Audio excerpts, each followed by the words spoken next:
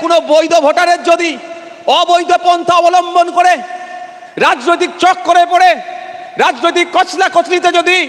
কোনো একটা বৈধ ভোটারের নাম কাটা যায়, কোনো ভাঙড়ের যে কোনো সে তৃণমূলের নেতা হতে পারে, তৃণমূলের সমর্থক হতে পারে, ভাঙড়ের বিজেপিকে সে ভালোবেসে ভোট দিয়েছে, আইএসএফ এর চরম বিরুদ্ধে হোক বা আইএসএফ এর সমর্থক হোক, ভাঙড়ের যে কেউ হোক, ভাঙড়ের কোনো একটা ভোটারের যদি বৈধ ভোটারের নাম কাটে মাস্টার, তাহলে এই মাস্টারের বিরুদ্ধে ভাঙড়ের বিধায়ক সুপ্রিম কোর্টে মামলা করবে, ছেড়ে কথা বলবে না। জানিয়ে যায় আপনাদের শ্রদ্ধেয় বড় ভাইজানের নাম কি?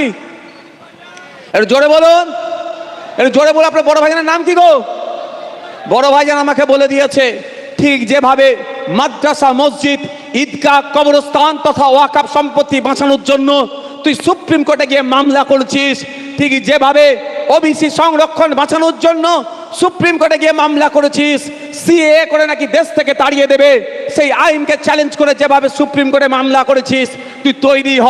উকিলদের সাথে কথা বল। যদি একটা পশ্চিমবাংলার, সে আমার নমশূদ্র হতে পারে, আমার দলিত হতে পারে, আমার আদিবাসী হতে পারে, আমার হিন্দু হতে পারে, আমার মুসলমান হতে পারে, আমার খ্রিস্টান হতে পারে, ঝাড়গ্রামের মানুষ হতে পারে, আপনার ফুরফুরা শরীফের মানুষ হতে পারে, ঠাকুরবাড়ির মানুষ হতে পারে, পশ্চিম ভাঙড় তো আছেই ওর মধ্যে, পশ্চিম বাংলার কোনো একটা মানুষের যদি বৈধ ভোটারের নাম কাটে, তুই সুপ্রিম কোর্টে গিয়ে মামলা করবি, সে নির্দেশনা আপনাদের বড় ভাইজান অলরেডি আমাকে দিয়ে দিয়েছে। ভয় পাওয়ার কিছু আছে? তাহলে আপনার নাম নেই, ভয় পাবেন না, কাগজটা রেডি রাখবেন।